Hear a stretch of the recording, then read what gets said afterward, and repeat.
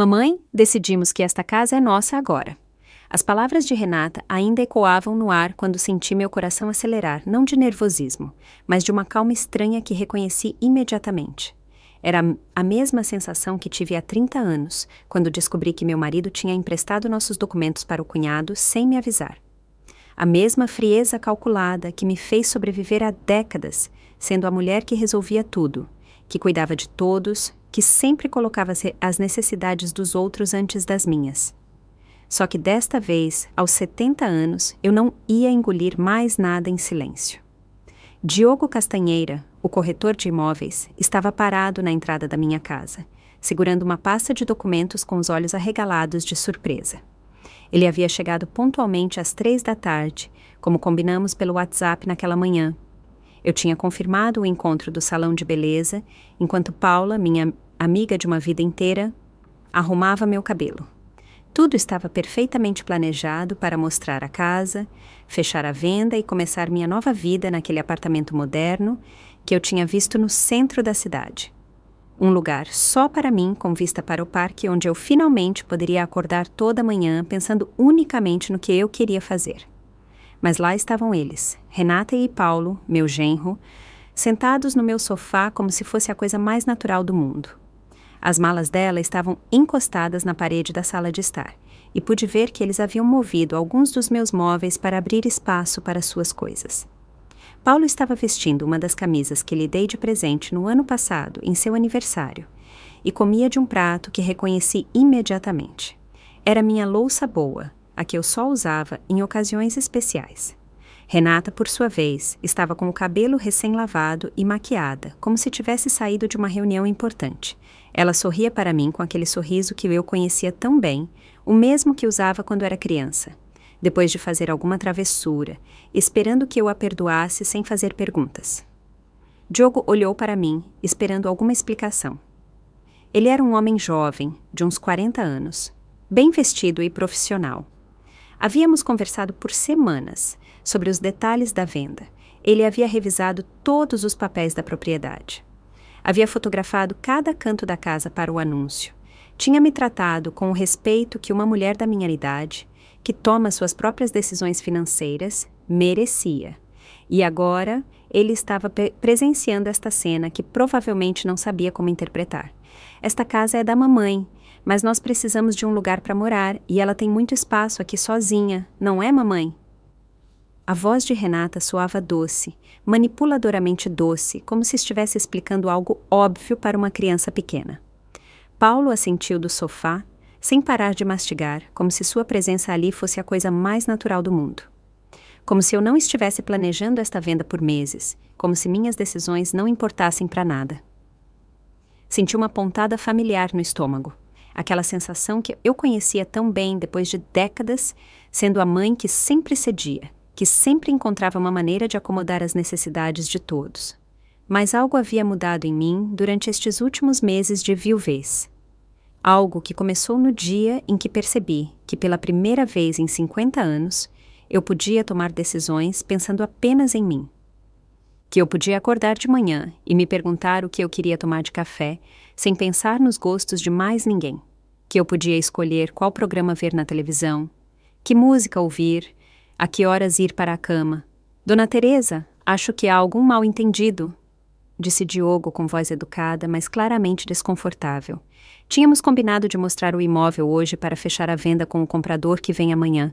Os papéis estão prontos. Sua voz foi sumindo enquanto ele via o sorriso de autossuficiência no rosto de Renata.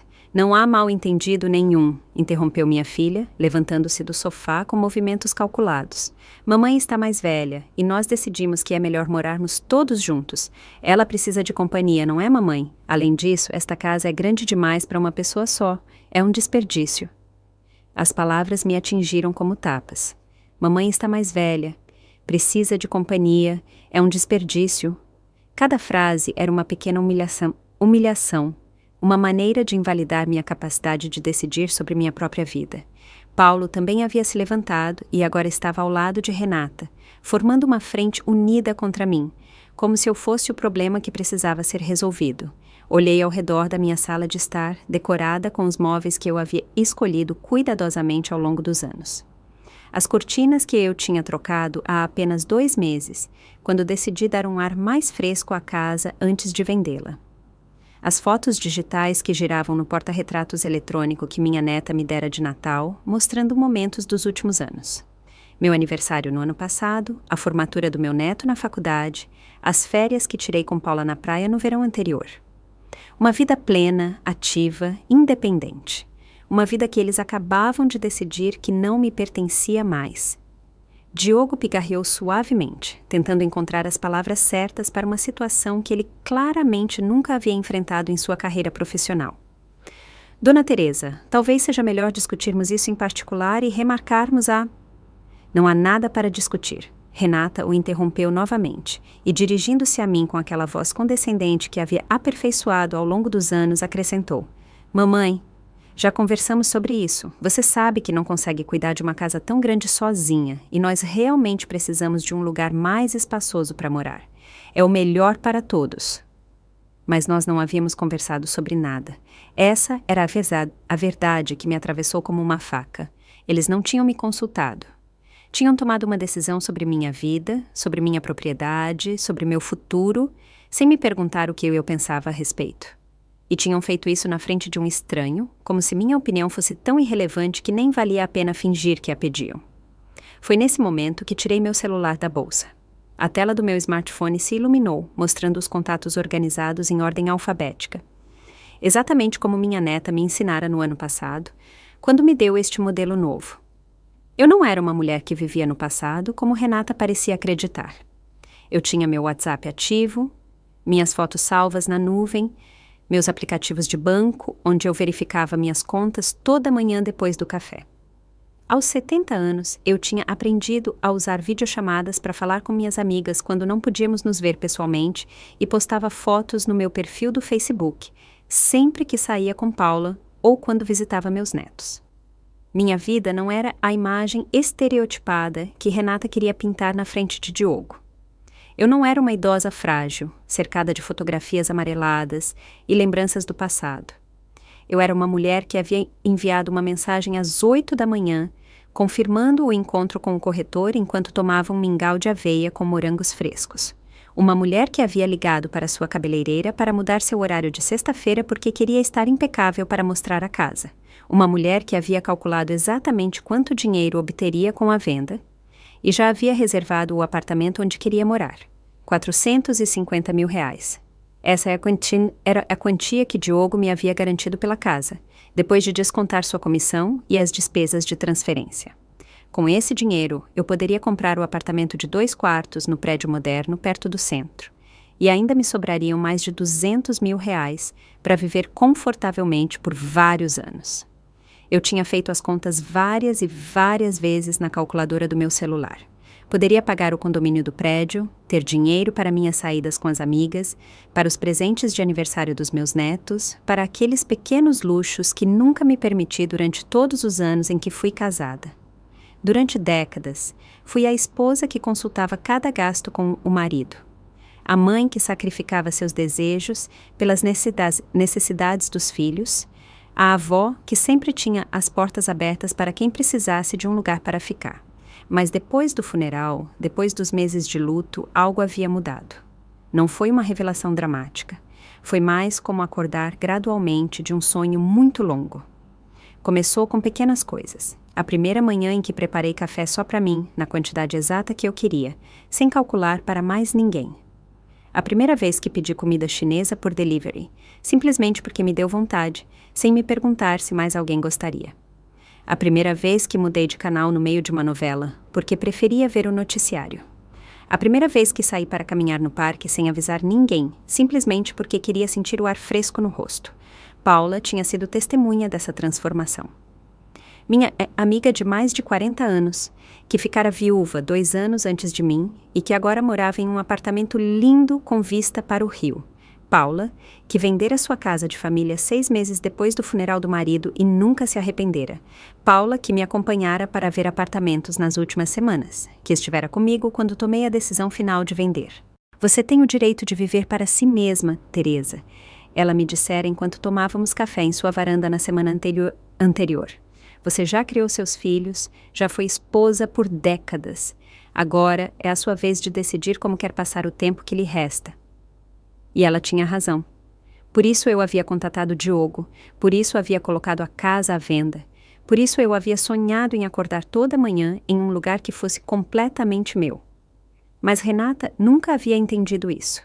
Para ela, eu continuava sendo a mãe de sempre. A que resolvia problemas, a que cedia espaço, a que encontrava maneiras de acomodar as necessidades de todos. Quando ela perdeu o emprego no ano anterior, eu a ajudei com dinheiro para que pudesse pagar o aluguel por 3 meses. Quando Paulo precisou de dinheiro para consertar o carro, eu tirei o dinheiro das minhas economias sem pensar 2 vezes. Quando quiseram sair de férias, mas não tinham orçamento, eu lhes dei o dinheiro que estava guardando para trocar os móveis do meu quarto. E agora eles estavam aqui, sentados na minha sala, agindo como se minha casa fosse seu direito natural, como se minhas decisões fossem sugestões que podiam ignorar quando lhes convinha, como se os 70 anos que eu levava tomando decisões responsáveis não me tivessem garantido o direito de tomar esta decisão também. Diogo continuava parado na entrada, claramente desconfortável com toda a situação. Eu o conhecia o suficiente de nossas conversas telefônicas para saber que era um profissional sério, acostumado a lidar com pessoas que sabiam o que queriam. Eu lhe falara dos meus planos, do apartamento que havia escolhido, de como estava animada para começar esta nova fase da minha vida. Ele havia admirado minha determinação. Tinha me tratado como a mulher capaz que eu era. Mamãe, guarde esse celular, disse Renata com um tom que me lembrou imediatamente de quando ela era adolescente e tentava controlar as situações com autoridade fingida. Já te dissemos que você não precisa vender a casa. Nós vamos ficar aqui com você e vai ser melhor para todos. Você não vai ficar sozinha e nós vamos ter o espaço que precisamos. Paulo assentiu de seu lugar no sofá, como um eco constante de sua esposa. É o mais sensato, Dona Teresa. Assim, a senhora não precisa se preocupar com mudança nem em se adaptar a um lugar novo. Na sua idade, é melhor não fazer mudanças tão drásticas. Na sua idade. Outra frase que me atingiu como um tapa. Como se ter 70 anos significasse que meu cérebro havia parado de funcionar. Como se a experiência de 7 décadas de vida me tivesse tornado menos capaz de tomar decisões, em vez de mais sábia. Como se os anos tivessem me tirado o direito de escolher onde eu queria morar e como queria passar meus dias. Senti a raiva subindo pela minha garganta. Mas também senti algo mais. Uma clareza fria, calculada, a mesma sensação que tive quando decidi que era hora de vender a casa, a mesma determinação que me levara a pesquisar apartamentos, a contatar Diogo, a planejar cada detalhe desta nova vida que eu queria construir. Renata e Paulo haviam cometido um erro muito grande. Eles haviam presumido que podiam me manipular como sempre, que podiam tomar decisões sobre minha vida sem consequências. Haviam acreditado que eu continuava sendo a mesma mulher que cedia à pressão familiar, que buscava a harmonia a qualquer custo, mas eles estavam enganados. Enquanto eu segurava meu celular, as lembranças se acumularam em minha mente como um filme em câmera rápida. Os últimos 6 meses haviam sido cheios de sinais que eu tentara ignorar, esperando que fossem apenas uma má fase na relação com minha filha. Mas agora, vendo a satisfação em seu rosto enquanto ela reivindicava minha casa como se fosse dela, entendi que não tinha sido por acaso. Tinha sido um plano. Tudo começou depois do funeral, quando Renata começou a me visitar com mais frequência. No início, pensei que era carinho, que ela se preocupava com meu bem-estar durante o luto. Ela vinha aos domingos depois da missa, às vezes trazia o almoço pronto, sentava-se comigo para ver televisão. Mas pouco a pouco, as conversas mudaram de tom. Mamãe, esta casa é grande demais para você sozinha, ela me dissera uma tarde, enquanto inspecionava os quartos como se fosse uma fiscal. E os custos de manutenção devem ser altíssimos. O jardim precisa de cuidados, os encanamentos estão velhos, o telhado vai precisar de reparos em breve. Era verdade que a casa exigia manutenção, mas eu tinha economias suficientes para cobrir esses gastos. Eu fora cuidadosa com o dinheiro durante toda a minha vida de casada, mas Renata insistia. Você deveria considerar se mudar para algo menor, mais gerenciável. Paulo e eu poderíamos te ajudar a encontrar um lugar bonito, talvez perto de nós, para que possamos te visitar mais seguido. Suas sugestões soavam atenciosas, cheias de amor filial, mas havia algo em sua insistência que me incomodava. Como se ela já tivesse tomado a decisão por mim e estivesse apenas esperando que eu a aceitasse. As visitas se tornaram mais frequentes. Paulo começou a acompanhá-la e notei que ambos examinavam minha casa com olhos diferentes. Ele comentava sobre o espaço da garagem, sobre como a cozinha era ampla. Ela mencionava constantemente como seria confortável ter um quintal para fazer reuniões de família.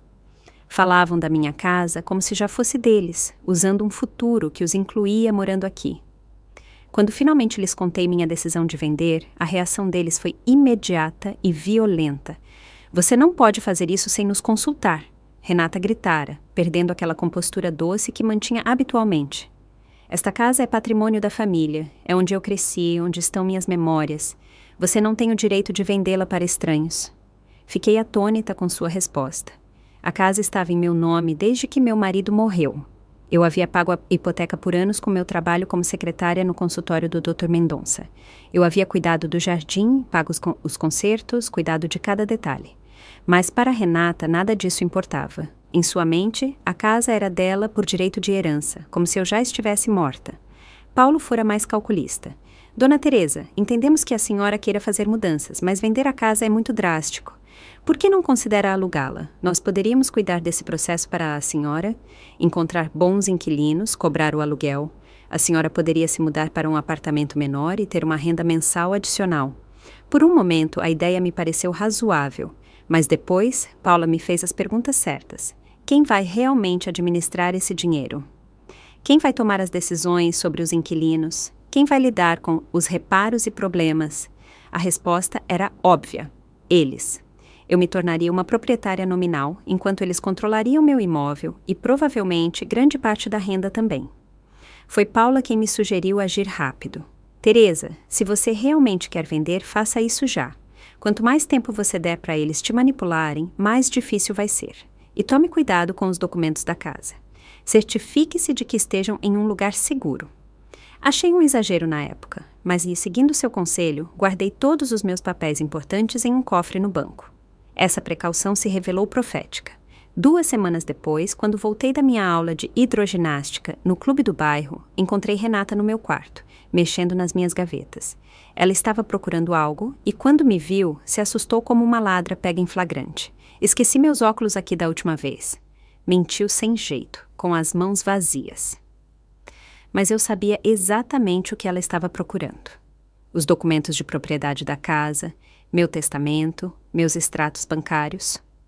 Informações que lhe permitiriam tomar o controle sobre minhas decisões financeiras.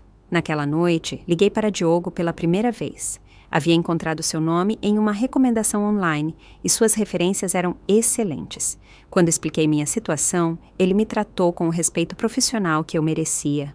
Não questionou minha idade, não sugeriu que eu consultasse minha família, não me tratou como se eu fosse uma idosa confusa. Simplesmente fez seu trabalho: avaliar meu imóvel e encontrar o melhor preço possível. R$450 mil era uma oferta excelente para uma casa do meu tamanho neste bairro.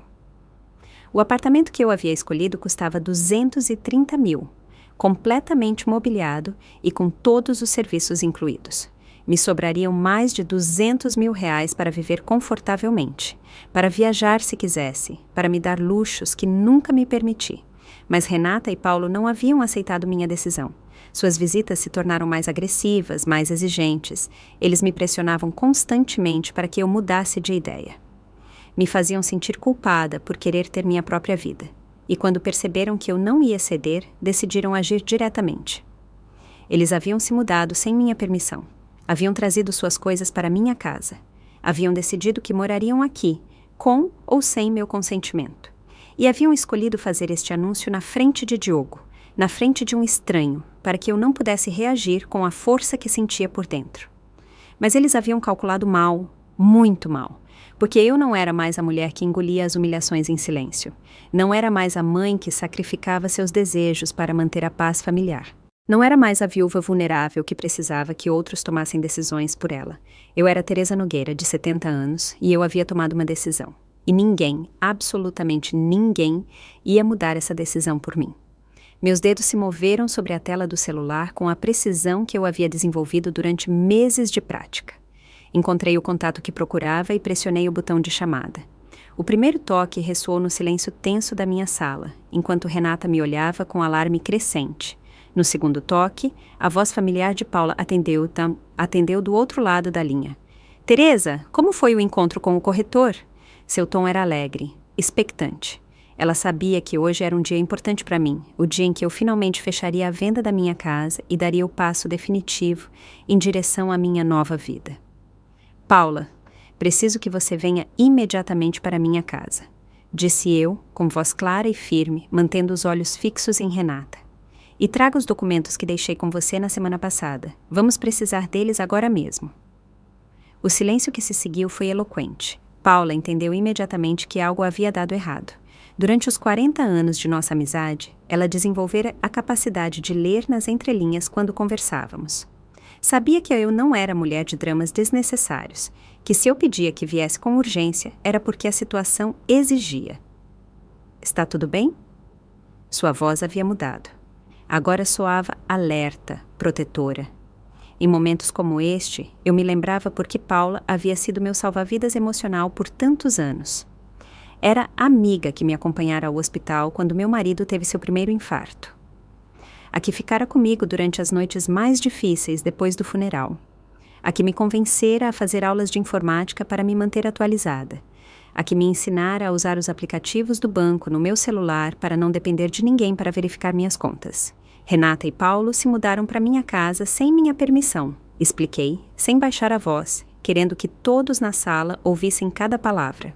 Cheguei com o Sr. Castanheira para mostrar o imóvel e os encontrei instalados aqui, agindo como se fossem os donos.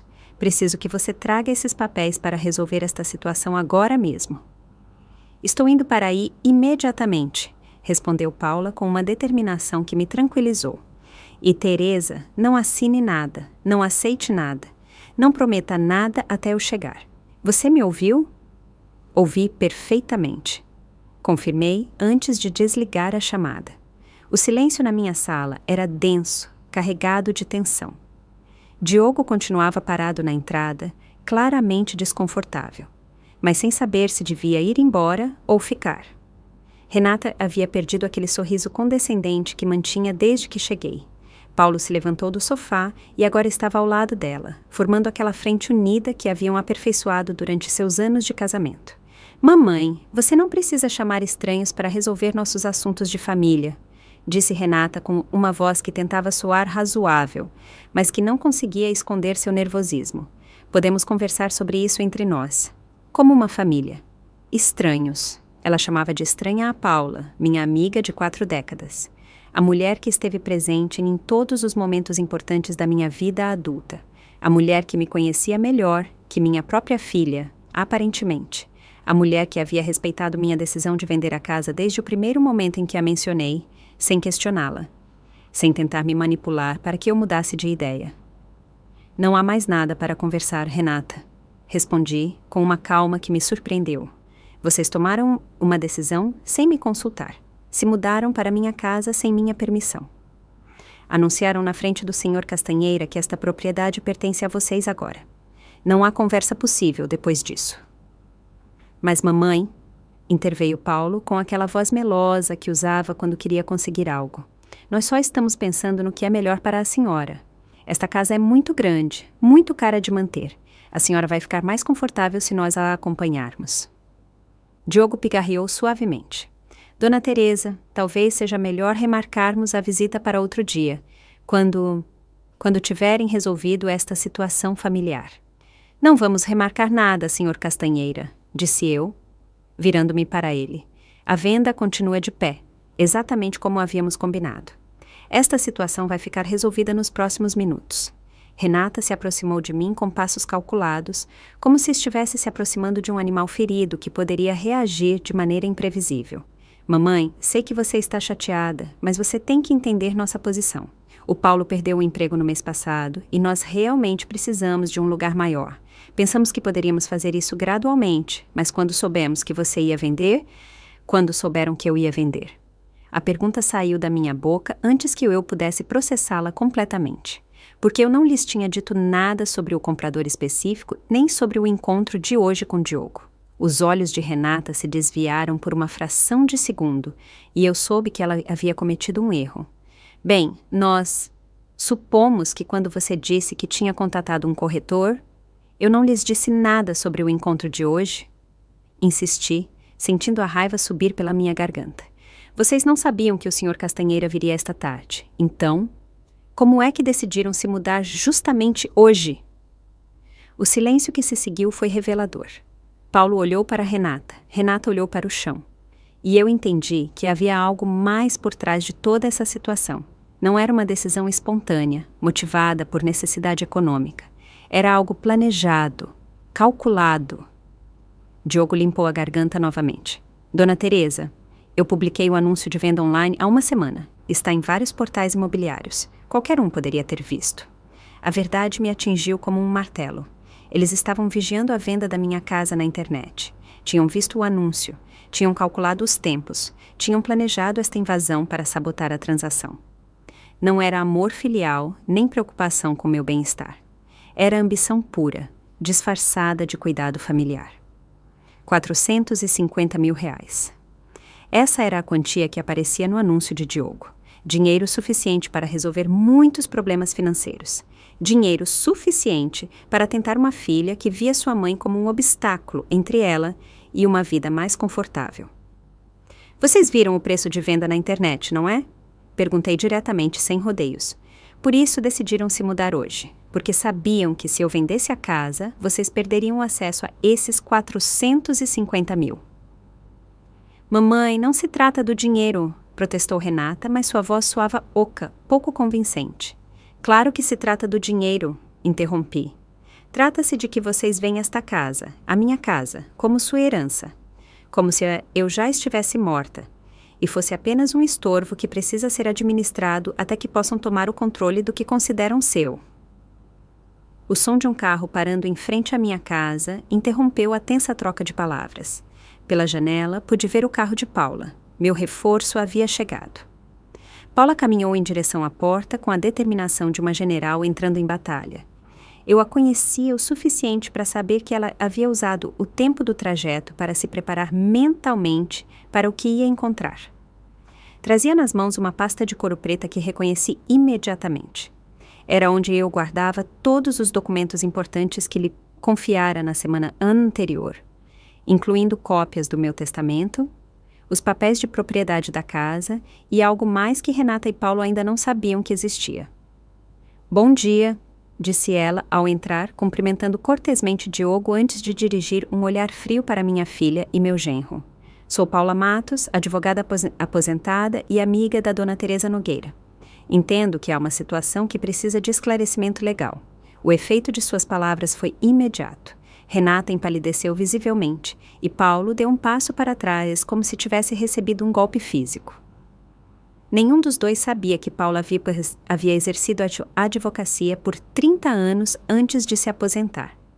Para eles, ela era simplesmente minha amiga mais velha, a senhora que me acompanhava ao salão de beleza e com quem eu tomava café aos domingos. Paula abriu sua pasta, com movimentos precisos, e extraiu vários documentos. Senhor Castanheira, suponho que o senhor seja o corretor de imóveis.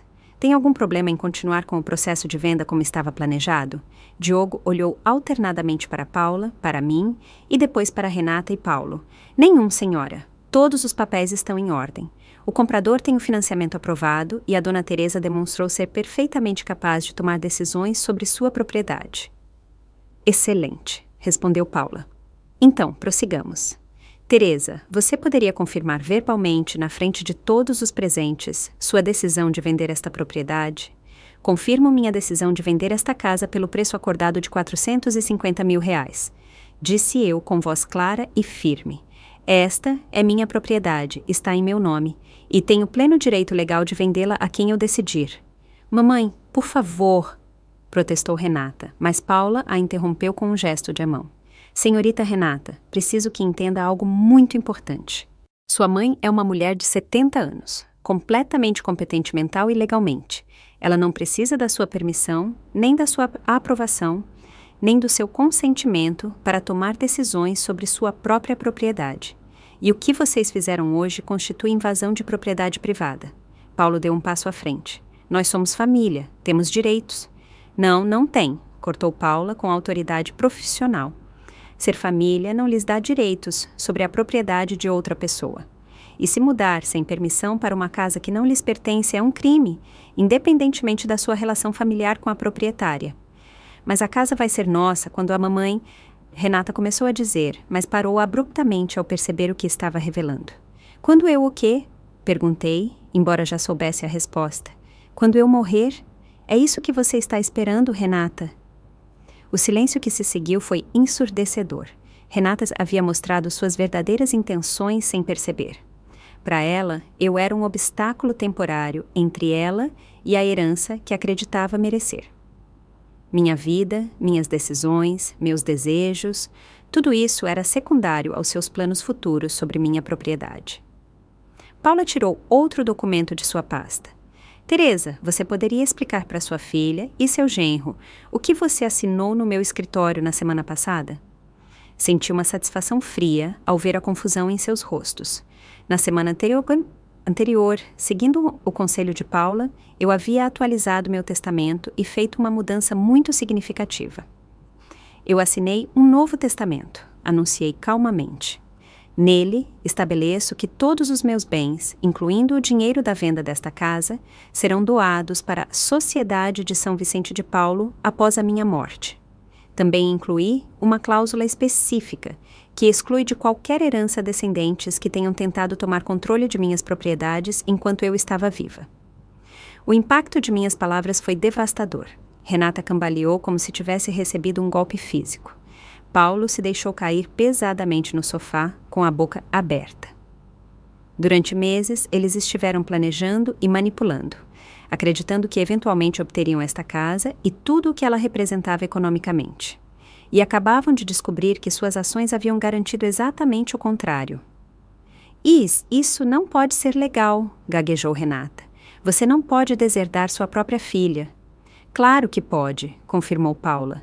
Neste país, qualquer pessoa competente tem o direito absoluto de decidir o que fazer com seus bens. E o comportamento de vocês hoje demonstrou exatamente por que Teresa tomou essa decisão. Mas, mamãe, toda a minha vida, eu pensei que Paulo e eu estivemos planejando. Renata parecia desesperada, como se acabasse de acordar de um sonho e descobrisse que estava vivendo em uma fantasia. Você esteve planejando sobre propriedades que nunca foram suas, disse eu, com uma calma que me surpreendeu. Você esteve tomando decisões sobre minha vida como se eu já estivesse morta. Você esteve me tratando como um estorvo, em vez de como sua mãe. Diogo pigarreou suavemente. Senhoras, senhores, podemos prosseguir com a venda? O comprador espera confirmar a transação amanhã cedo. Absolutamente, respondeu Paula. Teresa, há algo mais que você precisa esclarecer antes de continuarmos? Olhei para minha filha e meu genro, sentados no meu sofá como duas crianças castigadas. Parte de mim sentia pena deles. Eles haviam apostado tudo em uma herança que acreditavam garantida e haviam perdido. Mas uma parte maior de mim sentia alívio. Finalmente, eu havia tomado o controle da minha própria vida. Só mais uma coisa, disse eu, dirigindo-me diretamente a Renata. Vocês têm exatamente 1 hora para tirar todas as suas coisas da minha casa. Depois disso, qualquer objeto que ficar aqui será considerado abandonado, e eu chamarei a polícia para registrar a invasão de propriedade. Mamãe, você não pode estar falando sério. Nós somos sua família. Exatamente. Por isso me dói tanto que vocês tenham chegado a este ponto, respondi.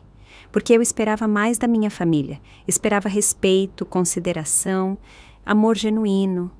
Em vez disso, recebi manipulação, cobiça e desrespeito total às minhas decisões. Paula fechou sua pasta com um estalo definitivo. A hora começa agora, anunciou, olhando para o relógio. São 3h45.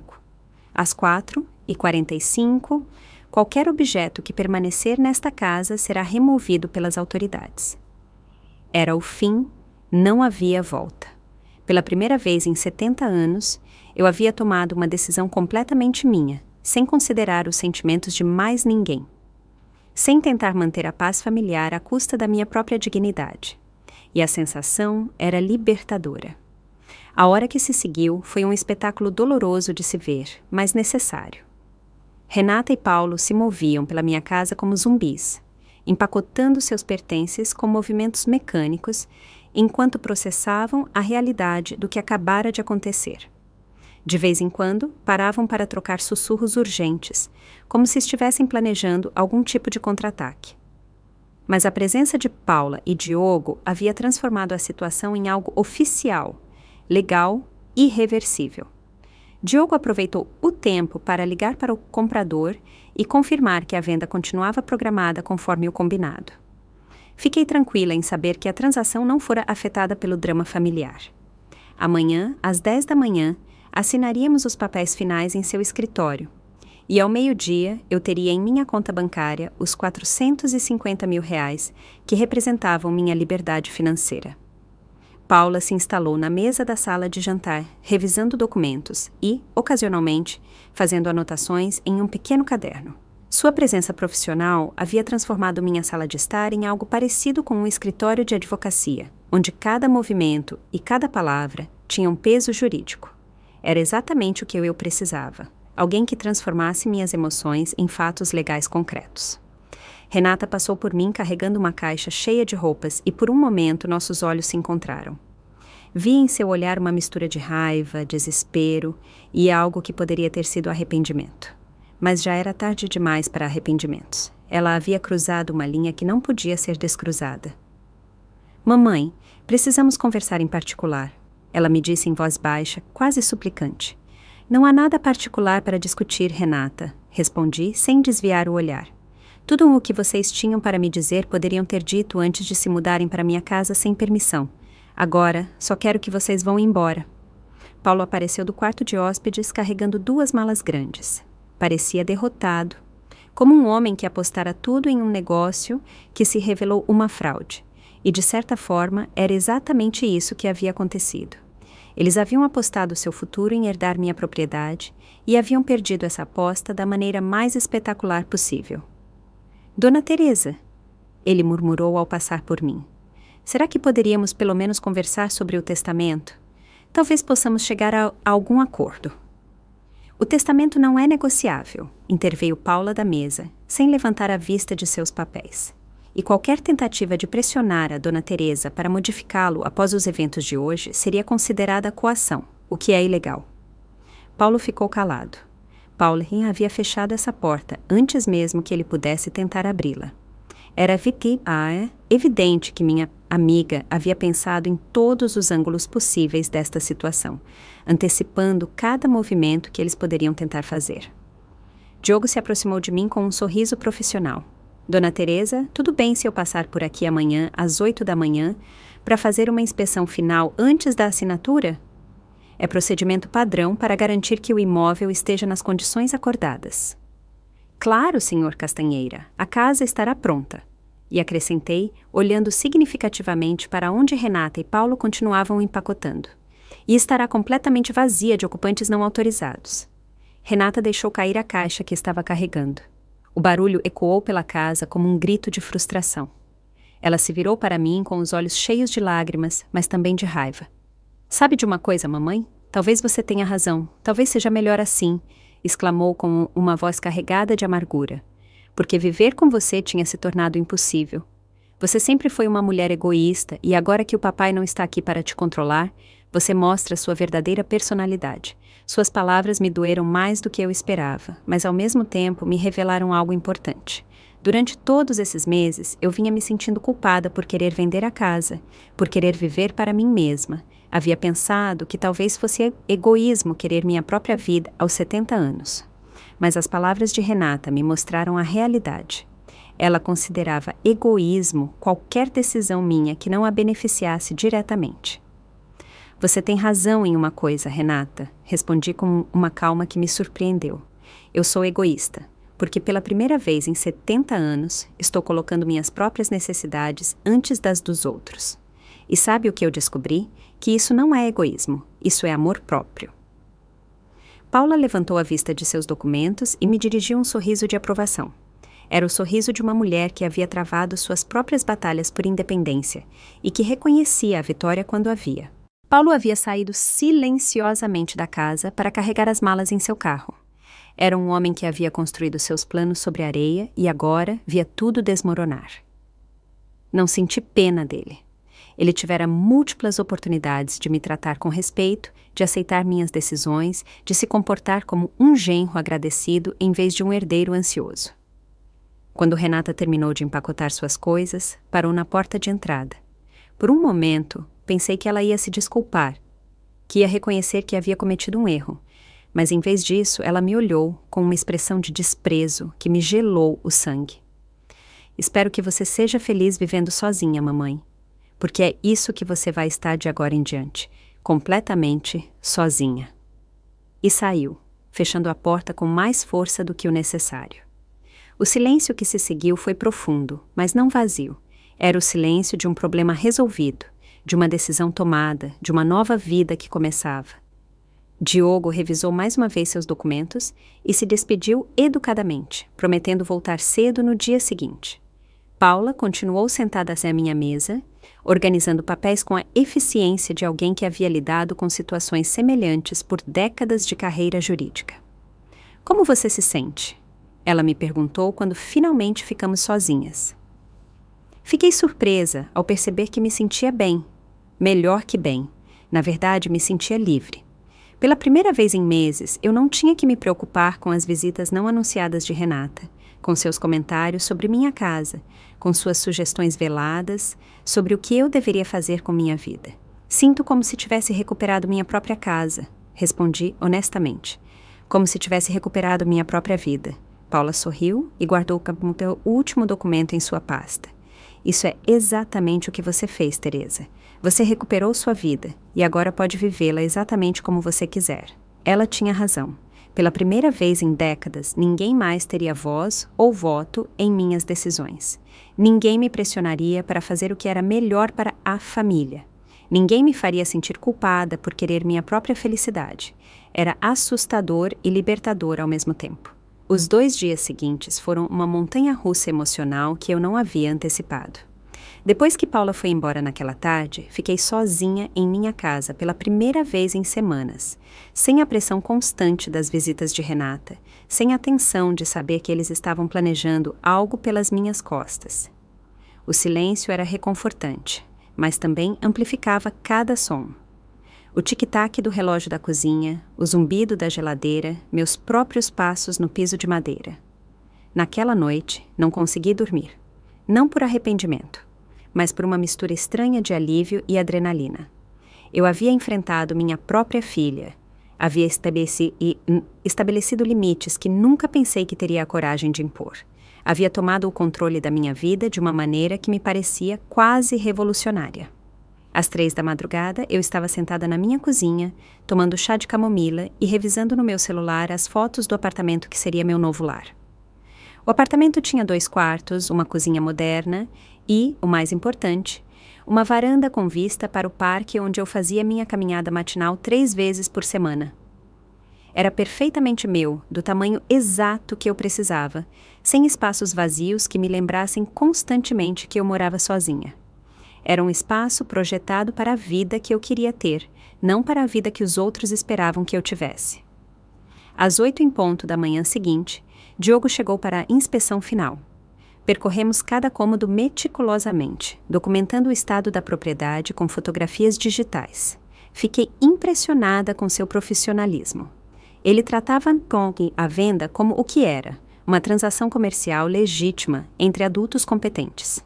Não fez perguntas indiscretas sobre os eventos do dia anterior, não questionou minha decisão, não sugeriu que eu reconsiderasse nada. Tudo está perfeito, Dona Teresa. Ele me disse enquanto guardava sua câmera. A casa está em excelentes condições, exatamente como documentamos no contrato inicial. A transação pode prosseguir sem problemas. Nos dirigimos ao seu escritório no centro da cidade. Era um espaço moderno, com grandes janelas que davam para a rua principal e plantas verdes que lhe davam um ambiente acolhedor. Diogo me apresentou ao comprador, um homem jovem chamado José Lourenço, que trabalhava como engenheiro e estava procurando sua primeira casa há meses. Expliquei brevemente que havia decidido me mudar para um apartamento menor, e ele assentiu com compreensão, sem fazer perguntas pessoais. Os papéis estavam organizados em pilhas perfeitas sobre a mesa de Diogo. Cada documento tinha marcadores amarelos indicando onde eu deveria assinar. Levei meu tempo para ler cada página, algo que notei que impressionou positivamente tanto Diogo quanto José. Era evidente que não estavam acostumados com vendedores da minha idade que revisavam cuidadosamente cada detalhe legal. Quando chegamos ao documento final, Diogo me passou uma caneta elegante. Este é o momento, Dona Teresa. Assim que a senhora assinar aqui, a casa oficialmente pertencerá ao Sr. Lourenço e a senhora terá R$ 450 mil depositados em sua conta bancária. Assinei meu nome com letra clara e decidida. Teresa Nogueira. Era minha assinatura no documento que marcava o fim de uma era e o começo de outra. José assinou imediatamente depois, e Diogo aplicou seu selo oficial que tornava tudo legalmente vinculante. Parabéns a ambos, disse Diogo com um sorriso genuíno. Dona Teresa, foi um prazer trabalhar com a senhora. E Sr. Lourenço, espero que seja muito feliz em sua nova casa. Saí do escritório com uma sensação surreal de finalidade. Na minha bolsa, levava as chaves do meu novo apartamento e no meu celular tinha a confirmação bancária de que R$ 450 mil acabavam de ser depositados na minha conta. Era mais dinheiro do que jamais tivera disponível em minha vida. Dinheiro que era completamente meu para usar como eu decidisse. Mas a realidade do que eu havia feito não me atingiu até que cheguei à minha antiga casa para pegar os últimos pertences.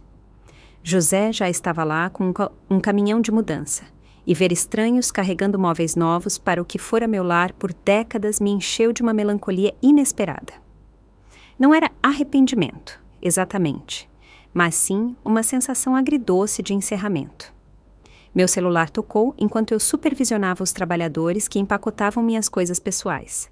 Era um número que não reconheci, mas quando atendi, a voz era inconfundivelmente familiar. Mamãe, sou eu. Por favor, não desligue. Renata soava diferente. Sua voz havia perdido aquela autoridade manipuladora que tivera durante nosso último encontro.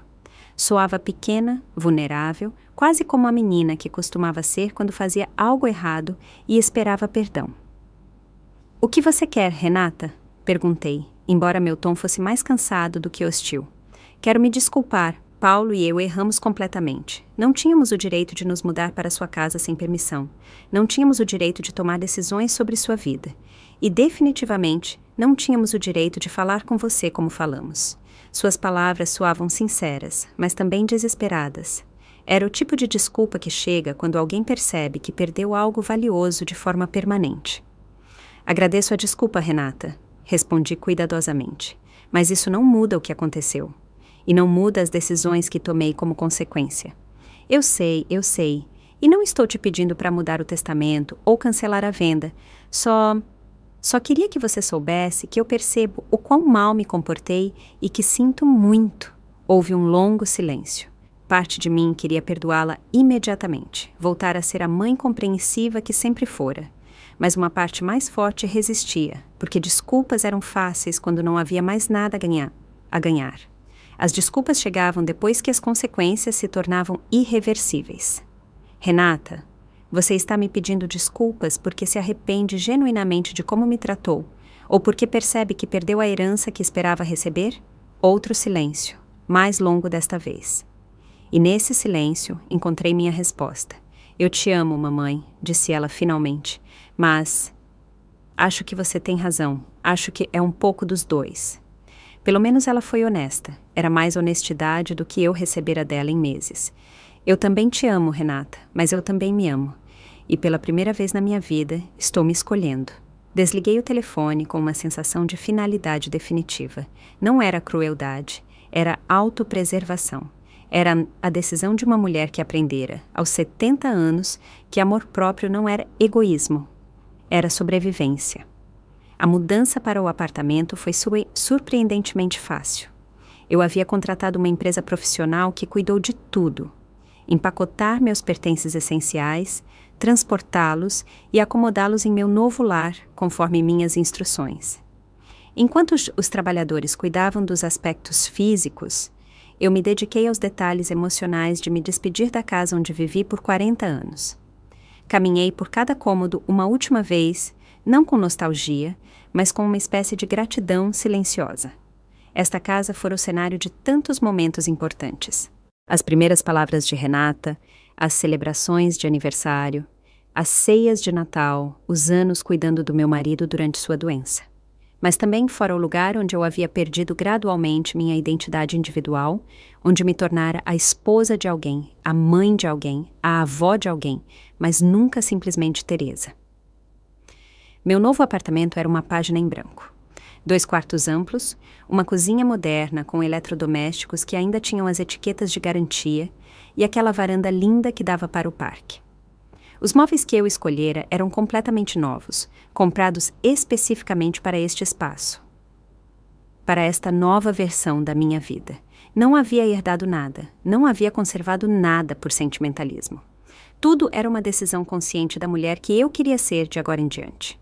O primeiro desafio chegou naquela mesma noite. Eram 9 da noite e eu estava desempacotando meus livros quando a campainha do apartamento tocou. Pelo interfone, ouvi uma voz que me gelou o sangue. Era Paulo. Dona Teresa, podemos conversar, por favor? Só 5 minutos. Meu primeiro instinto foi não responder, fingir que não estava em casa.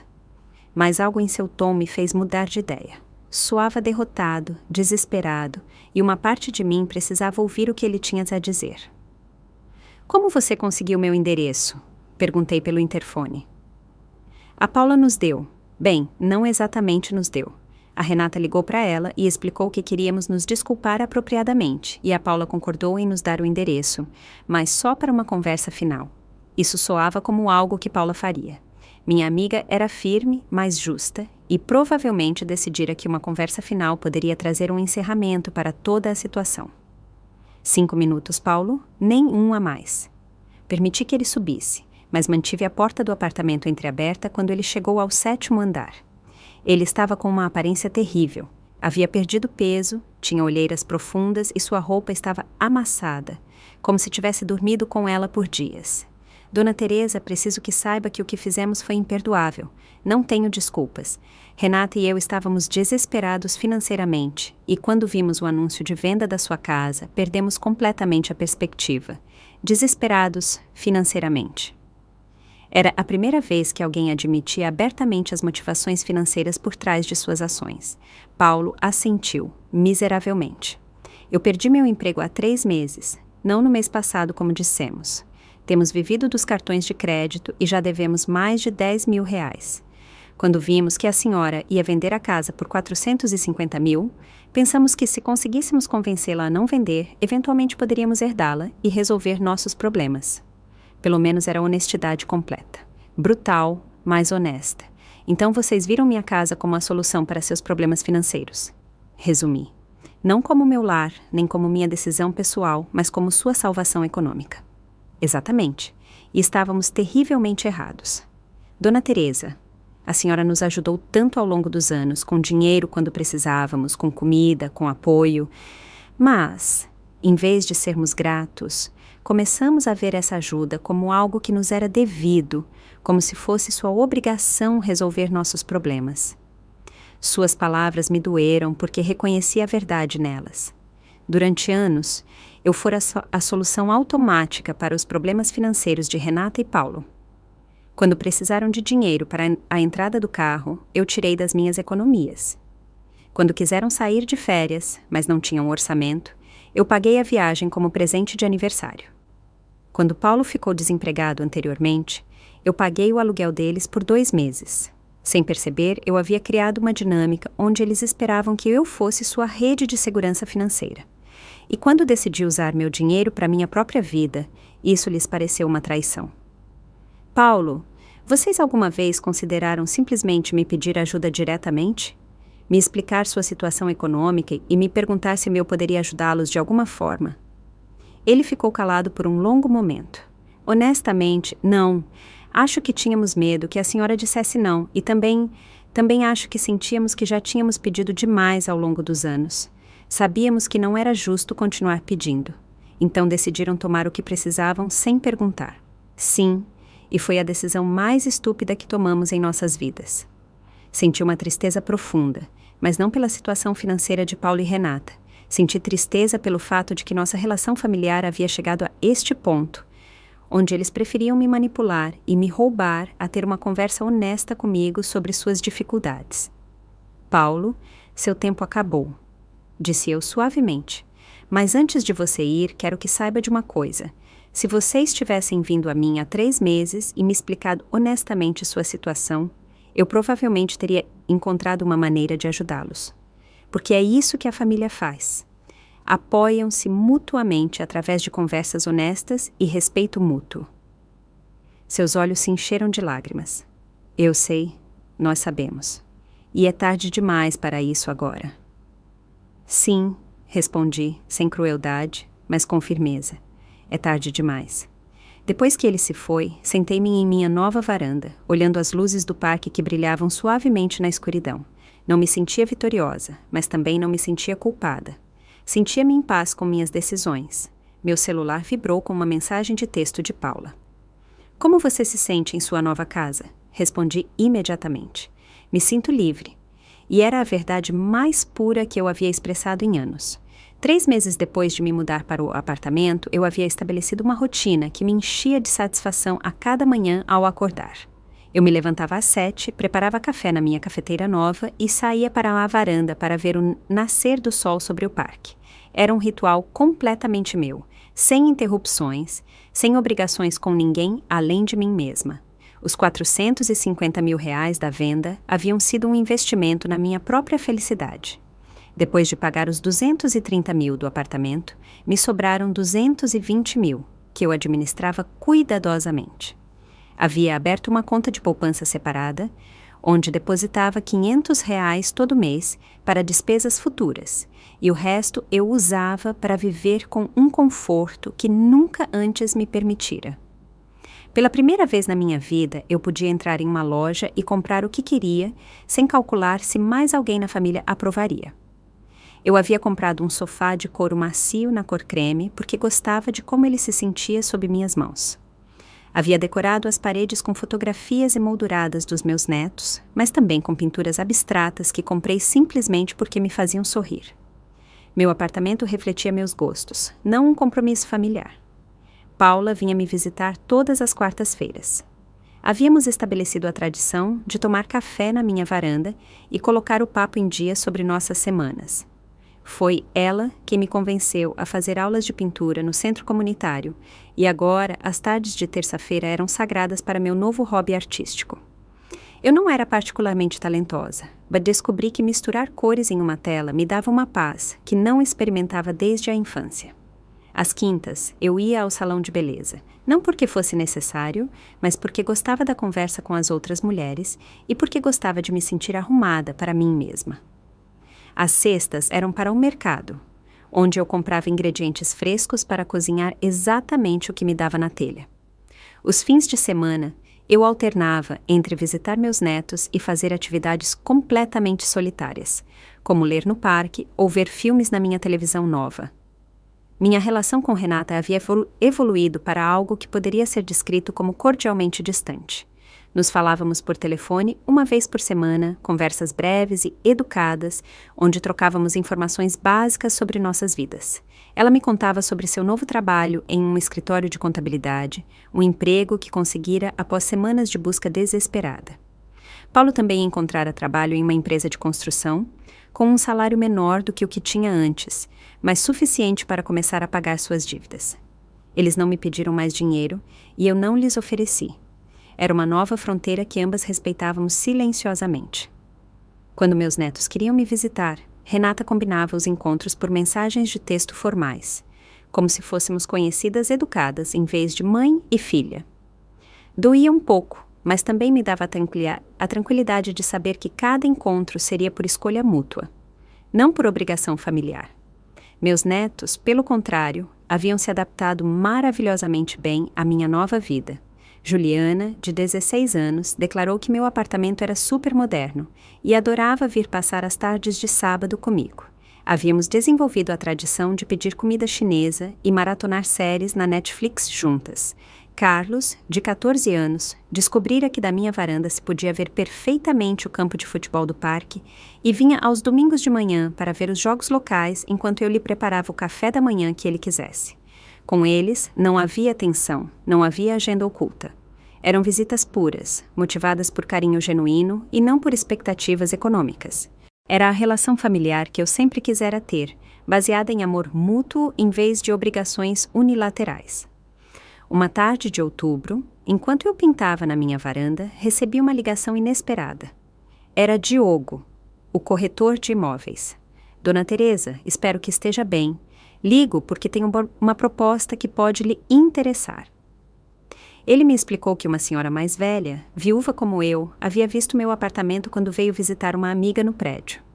Ela gostara tanto da minha decoração e da sensação de paz que meu lar transmitia, que perguntara se eu estaria disposta a ajudá-la a decorar seu próprio apartamento novo. O senhor está sugerindo que eu me torne decoradora de interiores? Perguntei surpresa.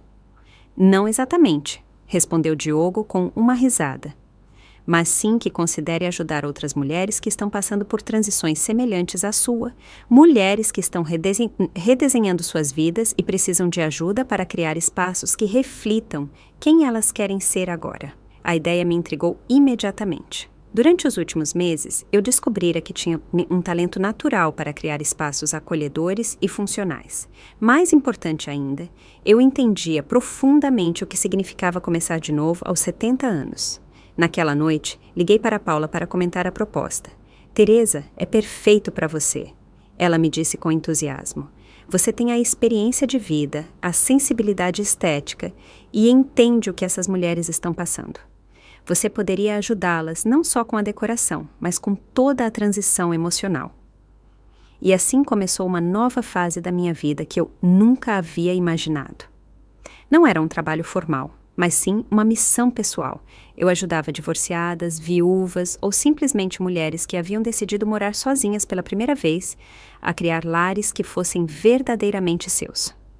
Não cobrava muito, apenas o suficiente para cobrir meus gastos de transporte e materiais, mas a satisfação que obtinha era inestimável.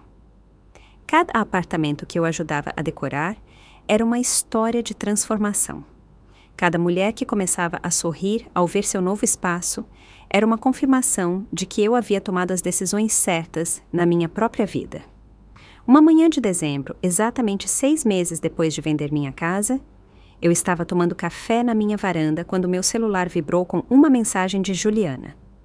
Era uma foto dela sorrindo em sua formatura do ensino médio, com uma mensagem que dizia: "Vovó, quero ser como você quando crescer, independente e corajosa."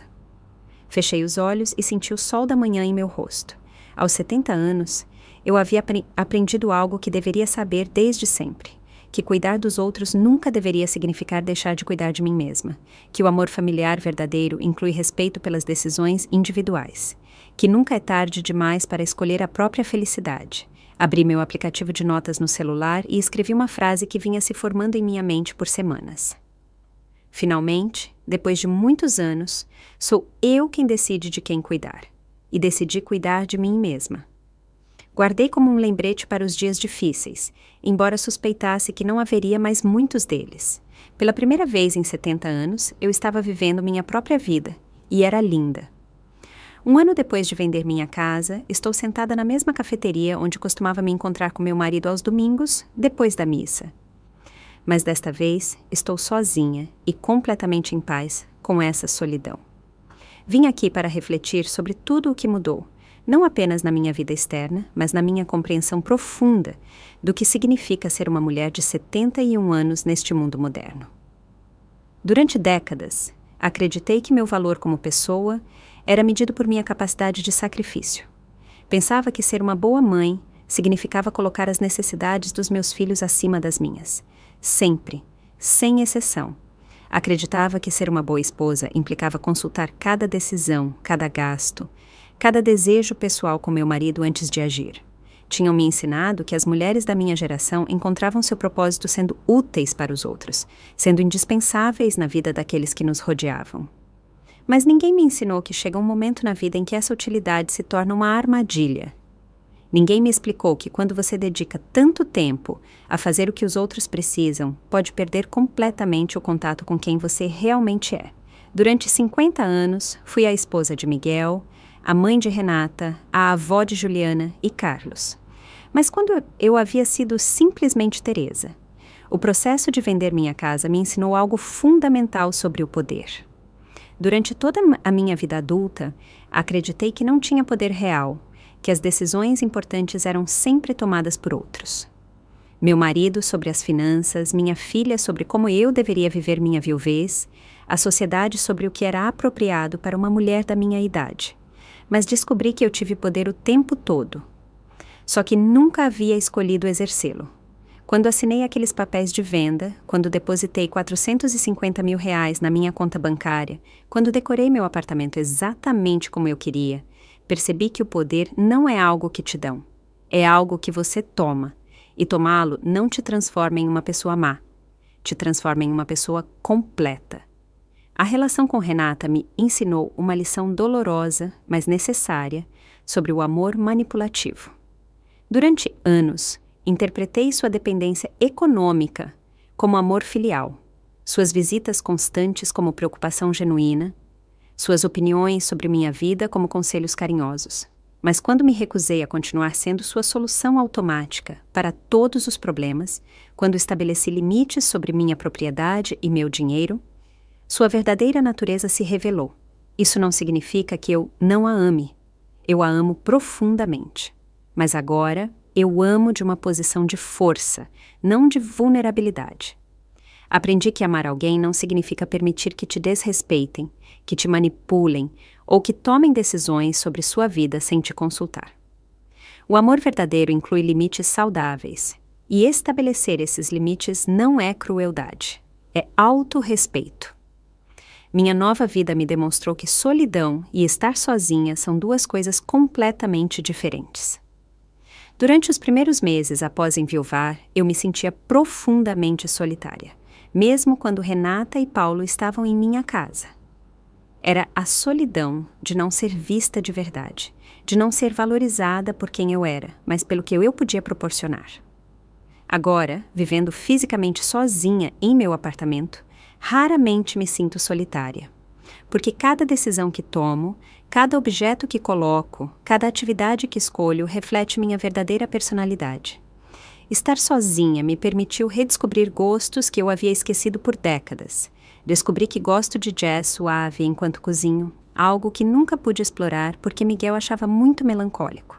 Aprendi que gosto de acordar cedo para ver o nascer do sol, um prazer que sacrifiquei por anos para me acomodar aos horários dos outros. Redescobri meu amor por cores vibrantes na decoração, algo que havia reprimido porque minha família considerava os tons neutros mais apropriados. O dinheiro da venda me ensinou sobre a dignidade financeira. Pela primeira vez na minha vida, tenho dinheiro que é completamente meu, sem obrigação de consultá-lo com ninguém, sem expectativas de que o use para resolver problemas alheios. Aqueles R$220 mil que me sobraram depois de comprar o apartamento representam mais do que segurança econômica. Representam autonomia, independência, a capacidade de tomar decisões baseadas em meus próprios desejos e não nas necessidades dos outros. Aprendi a gastar dinheiro comigo mesma sem culpa, quando comprei o sofá de couro que queria, quando paguei por aulas de pintura, quando contratei alguém para limpar meu apartamento uma vez por mês para ter mais tempo livre. Não sentia a necessidade de justificar esses gastos com ninguém. Era meu dinheiro, ganho com a venda da minha propriedade, e eu tinha o direito absoluto de usá-lo para minha própria felicidade. Trabalhar ajudando outras mulheres em transições semelhantes me mostrou que minha experiência não é única. Há toda uma geração de mulheres mais velhas que estão aprendendo a viver para si mesmas depois de décadas vivendo para os outros. Mulheres que estão descobrindo que ter 70 anos não significa ser invisível ou irrelevante, mas pode significar ser finalmente livre das expectativas que os outros colocaram sobre nós. Cada apartamento que ajudo a decorar, cada mulher que aprende a tomar decisões autônomas, me lembra que a transformação é possível em qualquer idade. Não há um momento na vida em que seja tarde demais para mudar, para estabelecer limites, para escolher a própria felicidade sobre o conforto dos outros. Minha relação com meus netos me ensinou a diferença entre amor condicional e incondicional. Eles me amam por quem eu sou, não pelo que posso lhes dar ou fazer por eles. Quando Juliana me diz que quer ser independente como eu, quando Carlos vem simplesmente porque gosta da minha companhia, eu experimento um tipo de amor familiar que é puro. Sem agenda oculta, sem expectativas econômicas.